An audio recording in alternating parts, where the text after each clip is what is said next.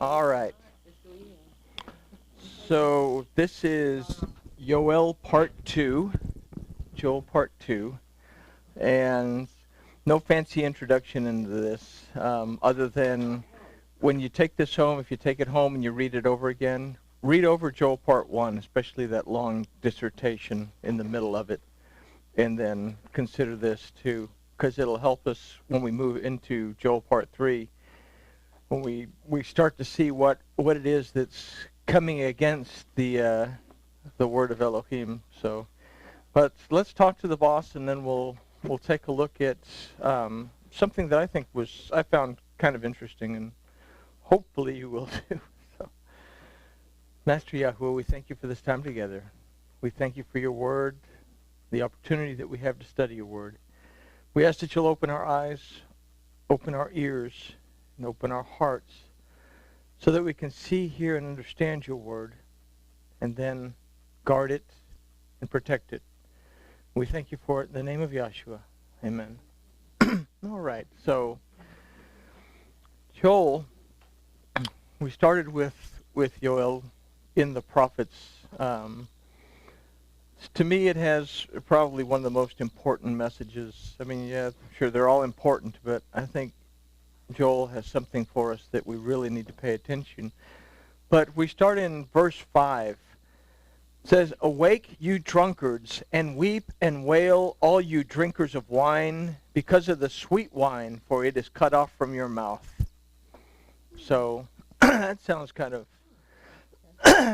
serious, you know. They got drinkers of wine, but the sweet wine's cut off. So what does that mean? But like we said, this verse is very serious, and we have to take it very seriously. The word for awake in this verse is hakidzu. That does mean to awake, but it means to wake up, and it's kind of a sarcastic kind of word, because, or at least show that you're trying to wake up. Show me a sign that you're waking up. That's what it's saying. This word also means to watch, and we'll keep that in mind in a minute. The root of this word is yakatz, that means to become active. So watch and become active. Wake up. Start to show like you're doing something. And if we read Romans 2, and this is 12 and 13 actually, it says, "For as many that have sinned without the Torah shall also perish without the Torah, and as many as have sinned in the Torah shall be judged by the Torah. For not the hearers of the Torah are righteous before Yahuwah, but the doers of the Torah shall be justified." So imagine that. Those that have sinned without Torah shall perish without Torah. But as many that have sinned in the Torah, they will be judged by the Torah. And we've talked about the word being Elohim. And here we get an idea of this, that the word is a mighty judge that has the authority to redeem, deliver, or not. Our choice as to whether we decide to enter into the word of Elohim, into his Torah, or not. But we will be judged according to the Torah, so we might as well get into the Torah anyway. And it's in doing the works of the Torah. Okay, well, you're not saved by works and all this stuff, but it says that the doers of the Torah shall be justified. So also we consider Jacob, and that's James in our King Jimmy versions. But Jacob says in 1:22, "But you be doers of the word and not hearers only, deceiving your own selves." So if we just say, well, I hear the word, and I go to church or Torah Tuesday or whatever, and I sit down and I hear what he's saying, you're deceiving yourself, because you have to put forth an application. You have to put forth the effort to apply the Torah to your life. So to serve Yahuwah Elohim and to worship him in spirit and in truth requires not just the hearing of the word, but acting on it as well. In this we are judged. So keep this in mind as we move forward with the verse. Now the next word is shikorim, that means to be drunk, but it also means to fall into a habit. Now, what's a habit? Now, can we say that our denomination, so to speak, is a habit? I am in the same belief over and over and over, and I don't bother to take the time to test that belief. I don't, it's just, oh, look at this. It's 10 o'clock, time to go to church. Hope he's not long-winded so I can get a good place at Applebee's, and it's a habit. So to be drunk also means to fall into a habit. The root of this word, and remember this root, is shakar, that means to be satiated or satisfied, or to be influenced. The word satiate means to be satisfied, and we must not allow ourselves to reach this point where there is so much falsehood that it influences people away from a real and true relationship with Yahuwah Elohim, that we have to be consciously diligent to examine everything for truth and not allowing ourselves to fall into a drunken stupor or the drunken stupor of a lie. In other words, we can't just take the information that we're given and just take it at face value.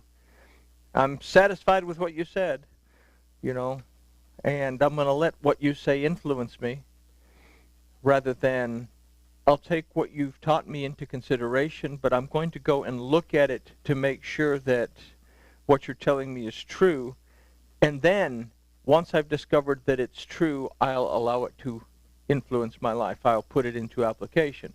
If I discover that what you're teaching me is not true, then I have a relationship to come up to you and say, hey, look, what you were teaching last week is off, because here's some support scriptures that show otherwise. And then it's up to the person that you're talking to either show you why they taught what they taught, or to say, oops, I made a mistake, and then make teshuvah and adjust themselves. So we have to examine everything. Don't take it at face value. Now we're going to take a look at this idea again when we consider the word for wine in this verse. Now the next word is uvehu, that means to weep. Literally this word uvehu means to weep with understanding. In other words, understand why it is that you're crying. We have to be mindful of our state of being. And then the next word is vechelelu, that means to mourn, and it literally means to howl. So we recognize that when we realize that we are not where we should be, that we are suffering from a state of spiritual poverty, we're howling in intensity, so to speak. We have to take our spiritual state of being seriously. If you say that I believe that Yahuwah Elohim exists, then your relationship to him and your potential separation from him should bring out a true emotional response. And that is a very important thing to consider. Do I believe that Yahuwah Elohim is real? Because if I do, then I'm going to take this very seriously, and that if I'm not where I should be, it's really going to bother me. And I'm going to make the effort to get to where I should be.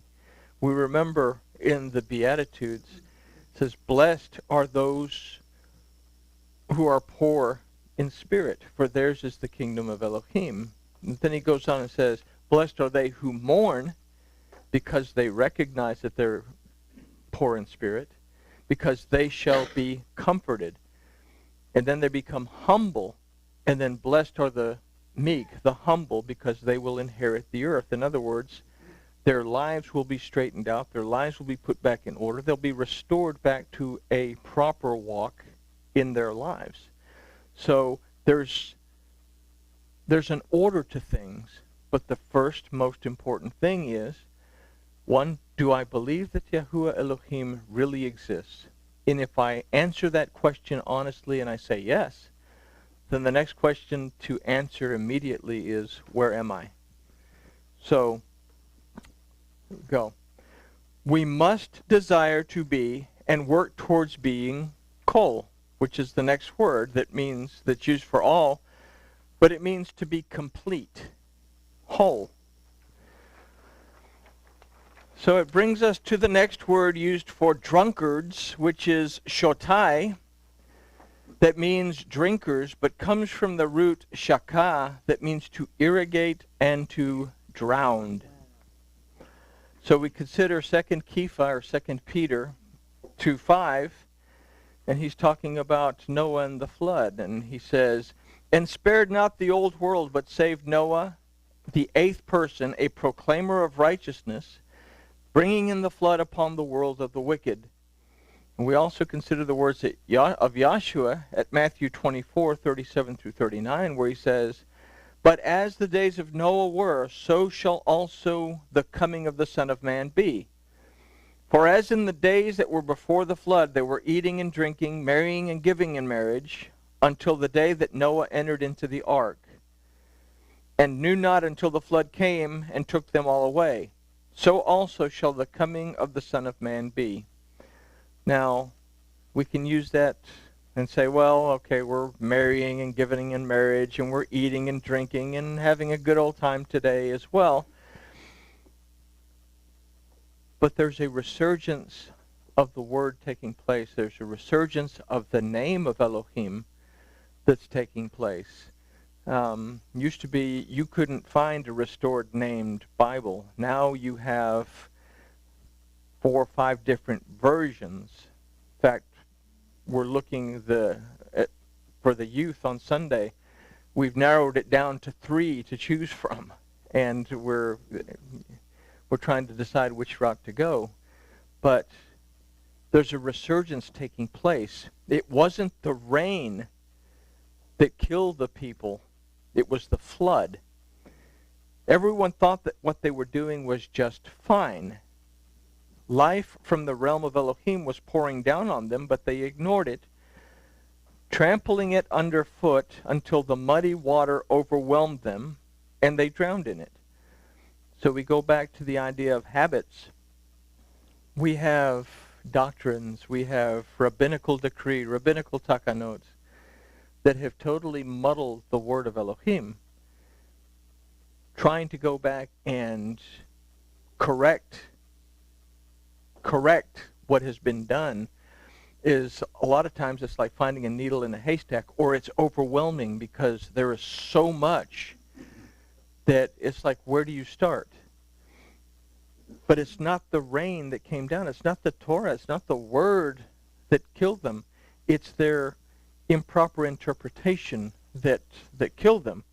So they ignored the word and they trampled it underfoot. So when we read about breaking the covenant of Elohim, when we read about that in the Torah, the word for break is parar. That doesn't mean to break, but literally it means to trample it underfoot. We are to keep. The word is shamar, that we should guard, protect the Torah, and not parar, as opposed to break the Torah, not parar, trample it underfoot. So with that in mind, let's move on to the word for wine, that is yayin. Now remember yayin, because we'll probably see it here again in kind of an afterthought. I wasn't going to talk about the Nazarite, but we're going to talk about the Nazarite. So it's not in the notes, but when I finished reading it after I'd already printed it all off, I said, oops. So this word refers to a fermented wine. This is a representation of something that is not as pure as it contains, or it has been allowed to develop leaven or yeast. It ferments. It becomes sour. It becomes alcoholic, so to speak. Now, there's nothing wrong with drinking an alcoholic wine, but the idea presented here is that we should not take in the leaven of this type of wine. Wine represents the goodness that comes from Elohim. But when we allow it to ferment, then there's something in that goodness, that blessing of Elohim, that is not right. So, but let's take a look at the word shakar one more time. Remember that word that we were going to remember a minute ago? That we've considered this type of wine. Shakar means to be satiated or to influenced or to be influenced. The word satiate means to be satisfied, and we must not allow ourselves to reach this point. There is so much falsehood that influences people away from a real and true relation from Yahuwah Elohim that we must be consciously diligent to examine everything for truth, not allowing ourselves to fall into the drunken stupor of a lie. Now, if we put these two concepts together, this idea of yayin as a fermented wine, something that contains falsehoods, and the idea of shakar, that we allow ourselves to be satisfied and influenced by something that contains falsehoods, we put these two together. In this we drowned, or these concepts together illustrate the effects of drinking in an impure and tainted doctrine of the word and allowing ourselves to be influenced and satiated by it. In this we drowned, because a sleeping person cannot swim. And in this, let's consider the Nazarite. Let's just take a real quick rabbit trail. And this is Bamidbar. Everybody's, boy, there's only 3 pages tonight. We're going to get out of here. But Bamidbar 6 is talking about the Nazarite. And we read about the Nazarite and we say, okay, well, this is a guy that's going to be a hippie. He's going to grow his hair long, and he can't drink wine, he can't eat grapes, and he can't shave his head. But let's consider the idea that we just mentioned, not allowing ourselves to be influenced or satisfied by something that contains a false doctrine. Huh? It's Bamidbar 6, and it's pretty much all of Bamidbar 6, but we're just going to look at bits and pieces of the Nazarite itself. So it says, when a man or a woman, okay, there's no gender specificity here, and there's no gender specific anything in any of the Torah. It all relates to both men and women.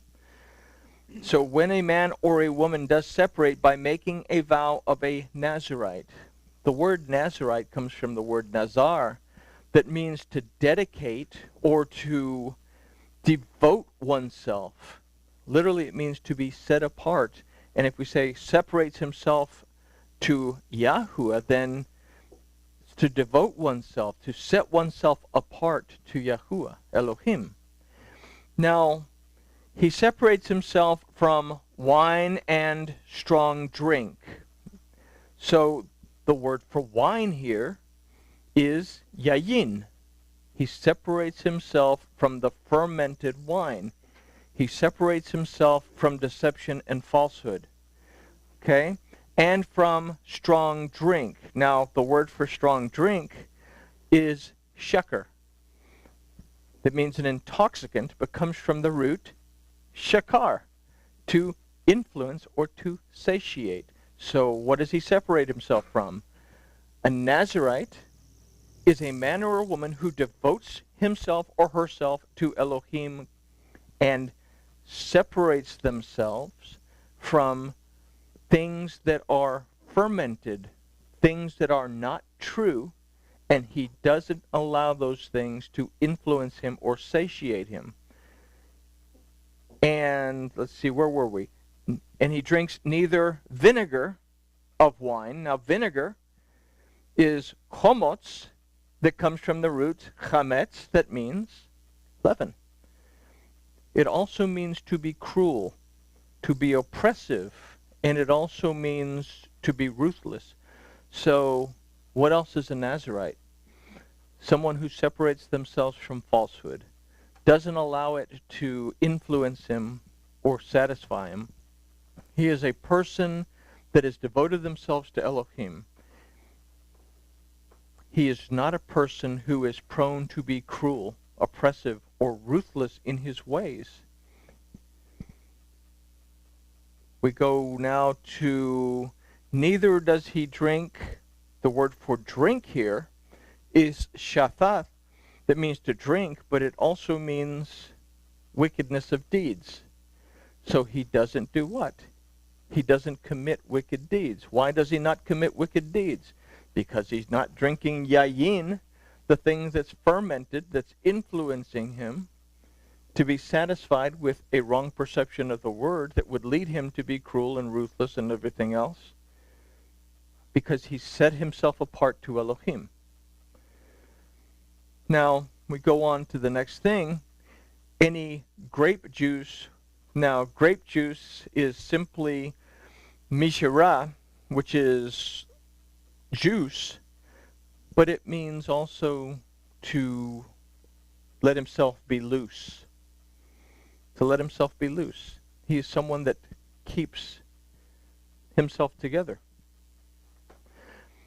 Go on to the next part. The days of his separation, he does not eat whatever is made of the grapevine. Okay, the word for eat here is akal, that doesn't mean just to eat, but it also means to destroy. So he doesn't destroy. The word for made is asa. It means to institute and to accomplish.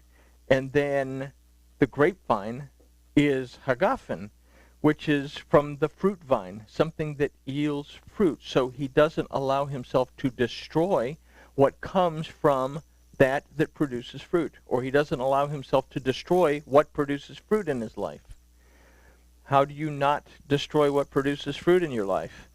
Well, you stay away from yayin because of shakar. You stay away from the fermented stuff that influences you because you're satiated with whatever you hear and it's all okay. So we see what the Nazirite is doing. He's talking about this is the man or the woman that devotes themselves to a relationship with Yahuwah Elohim. And this is what they do. They avoid falsehood. They don't allow themselves to be satisfied with whatever they hear. They don't allow themselves to be influenced by falsehoods. They're kind people. They don't oppress. They're not cruel. They are not people that are loose and out there. They're together people.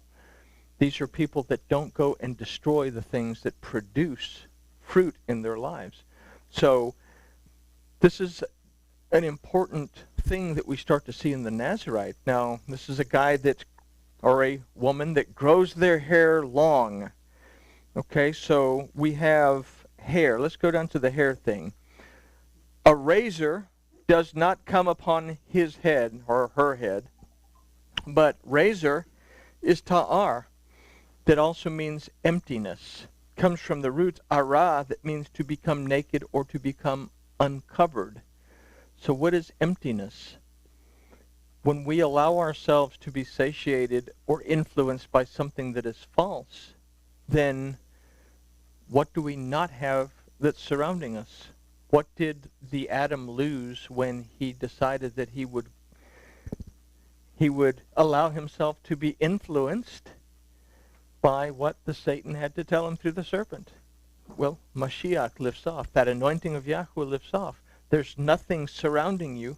There's nothing dwelling within you for the Ruach to come and spark to allow you to understand.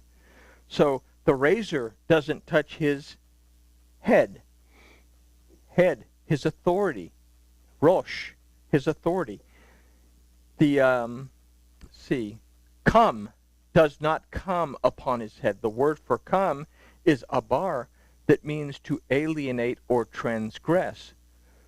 So, alienate or transgress. If he is not empty, then he does not alienate or transgress the authority of Elohim. But it also deals with his own, because we have, we go on down to the next thing, that he is set apart. He shall let the locks, okay, we think the long curly things, but the locks is para. It comes from the root para, that means leadership, but it also means to dismiss, to avoid, or to refuse.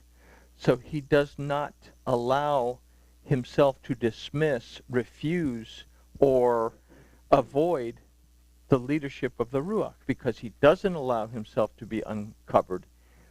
He doesn't allow himself to become basically naked. He's filled with Mashiach. He's anointed with Mashiach. He feels the presence of Elohim. Okay? Of his hair, again, the word for hair is sahar. That means to fear, to dread, to sweep away. Because he doesn't allow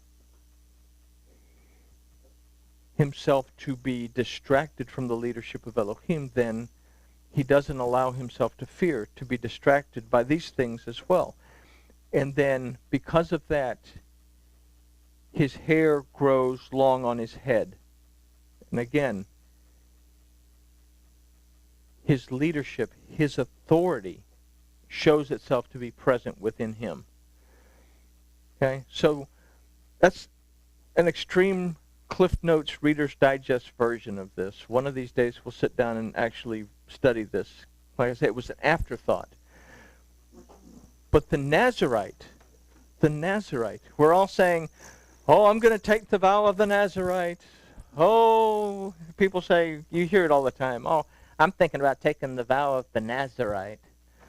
If we look at it, if we say that I am dedicating myself to a life in Yahuwah Elohim, I'm setting myself apart to him. I'm devoting myself to him. I'm going to take the time to make sure that what I study is right. I'm not going to allow falsehood to influence my life. I'm not going to allow myself to become naked, to allow the Mashiach to lift off me. I'm going to submit myself to the authority of Elohim, and I'm going to walk in Elohim, and I'm going to act like a leader to my community because I have Yahuwah Elohim in my life. Mashiach surrounds me. The Ruach lights me up. The Word guides me. That I love my neighbor as myself. If that's the case about me, then I don't have to say I'm going to take the vow of the Nazirite because I'm already living like a Nazirite. And I wanted to throw that in there because what we're considering here is telling us that this is where we need to go as humankind, but we're not going there. We're not going there, and that's the problem, that the people, 8 people, we say that, okay, there was, about 2,000 years roughly between the creation and Noah. We say, okay, well, maybe there was tens of thousands of people. Not a whole lot of people. Let's just say, in procreation, if there was tens of thousands, that's a guess.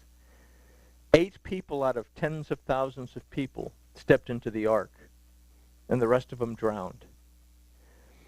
We have 9.9 billion people in the world today. 3.3 billion Christians, 13 million Jews. If the book of Revelation only speaks of 144,000 receiving the mark of Elohim, and Yahshua says the road is narrow and very few are those that find it, 144,000 in comparison even to 3.3 billion plus 13 million is a drop in a bucket. I empty this glass and I ask you, shake it out and I ask you what's in it, you're going to say nothing, even though there's water residue in there. That's the 144,000. So, the world is drowning. The world is drunk, saying, wake up. Wake up, you drunkards. So an alcoholic is not interested in pure grape juice, which is the meaning of the next word that we run into, which is aziz. This is fresh squeezed juice that has not been allowed to ferment.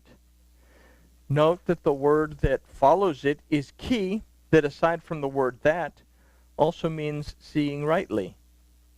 And if we consider the letters of ki, we see that in the kaf represents blessings. the Yod represents the truth of Yahweh, then we consider the blessings from the truth of Yahweh, then we can consider that these blessings are to be found in the truth of the Word, as opposed to a wine that is fermented, which represents the lie of